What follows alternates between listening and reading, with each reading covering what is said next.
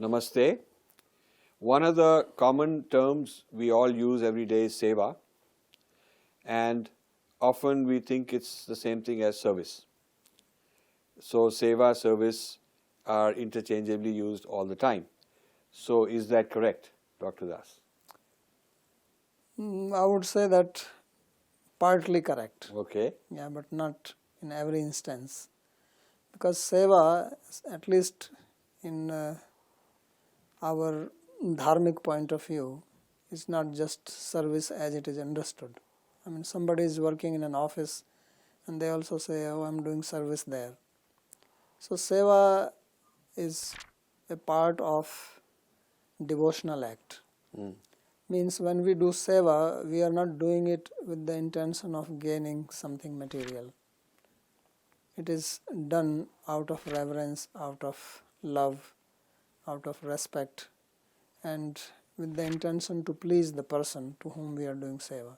It's like we do seva to our guru, or we may do seva to our parents or elderly people. So we do not do that I am trying to gain something from them, but I have liking, I have reverence, I have respect for them. So we do seva. So seva and bhakti, they actually are synonymous. So even the word bhakti, which comes from the root bhaj, so that means to do service. Bhajiti esa vai dhatu sevayam prakirtita. Tasmat seva buddhair prokta savar sadhanam bhuyasi. So seva is actually synonymous with bhakti. Now, bhakti is only of Bhagavan. Right. You don't do bhakti of something else. Right. But you could do seva to somebody else? So when we do seva to somebody else, also this is done with the, this mood or idea that this person is also manifestation of Bhagavan. It's like when we do service to parents or service to Guru, we just don't do them that they are another person and we are obliged to do it. Right. But actually, Guru is also seen as a manifestation of Bhagavan only. And the parents are also seen as a manifestation of Bhagavan. But it could be anybody. It could be seva to some random person. So then you do that, then there also that mood has to be there. Then only it is seva. Right. Otherwise it is not seva. So what would it be if it is service kind of idea in Sanskrit?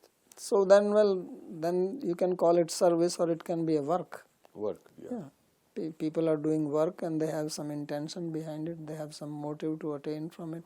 So then it's more like karma, but not karma yoga. Right. That is a similar thing. But it is because this I consider as my duty and I want to please this person.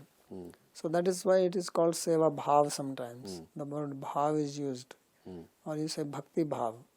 So bhav means that, respect, that kind of reverence is associated with it. So you go and you do seva in the mandir, right? In the Sikh dharma they always talk about this kara seva. I don't know why they start calling it as kar seva. Yeah. No, it is kara seva, Yeah. means doing, seva with your hands. Right. Kara means hand, Right. So, but the idea again is to do that. They go to their gurudwara, they do seva there. They are not doing it because they are asked to do it. They do it willingly, out of pleasure, out of happiness, and to please the Supreme Being. Right. Or to please the Guru, or to please whoever is in charge of that place. So that is what seva is called. Otherwise, what people are doing, you are working in a firm, your company, this is my service, I am working there. Right. So there is a difference between seva and karma. So can we say that Mother Teresa was doing seva because she was serving the poor people? It will be seva if she is treating these poor people, not thinking that they are poor, just poor, and I want to help them, but thinking that this is job of God.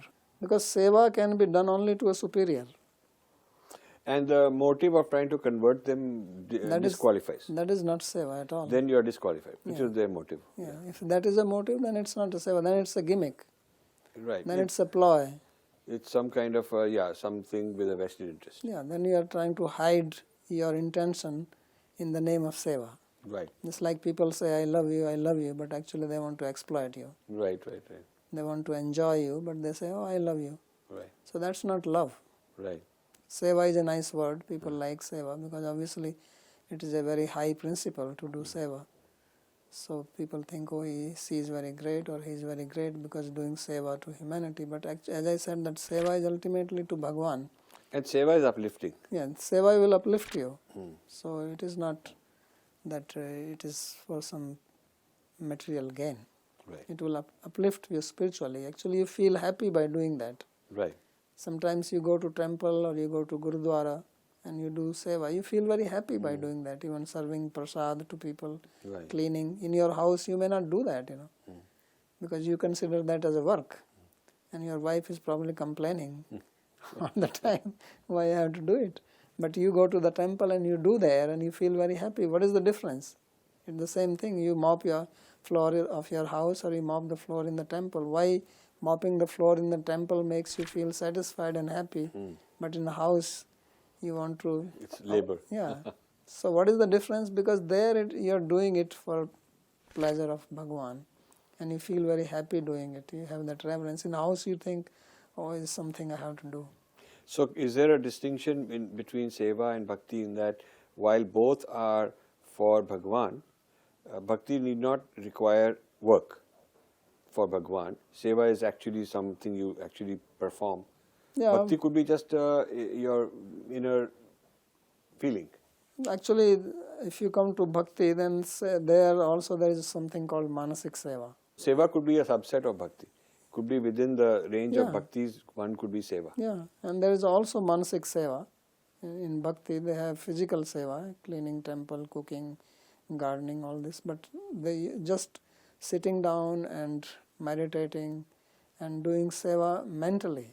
Actually, this is one very important part of bhakti, that instead of doing physically, you sit down and you in the mind you do seva. Well, it could be somebody editing a film for Right. Bhagwan. Yeah. So he's doing mental work. Even just in the mind you sit down and as if you're cooking. No external action. Yeah, you're cooking food Okay. and then you're making an offering. Because sometimes what happens that in bhakti you require all these archana, puja and offerings are made. There are poor people who do not have the means, but they have the desire to do that kind of service. So then for them the provision is given that they can do it just in the mind. And that is also accepted. So this normal type of service will not be accepted like that. If you sit down and you go to your office and you say, well, I'm programming in my mind, the boss will kick you out. Right. But in Bhakti Marg, it is accepted. Sure. In Bhakti Rasamrita Sindhu, Rupa Goswami actually tells a story that there was a Brahmana and he was very poor, but he was very devoted to Vishnu.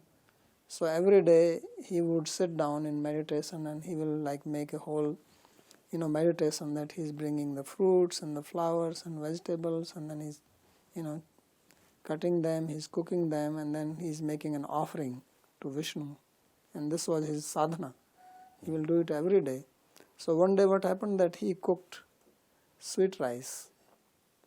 And he cooked sweet rice and then when he wanted to offer, he wanted to make sure that is it cool enough? Maybe it is too hot.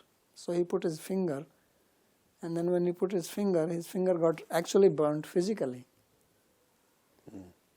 Although he was making rice in the mind, Right. and in the mind he was putting his finger. But then his physical finger got burnt, and then he woke up in the meditation. And then he sees that Vishnu is standing in front of him. So this is to show the power of even this manasik seva. Mindset. Yeah. So that's the difference when it's seva is seva. This physically no one is going to give you credit if you just sat in your house and did job of the office, Right. They'll fire you. Wonderful. So, seva is another Sanskrit non-translatable. Yes. Thank you. Thank you.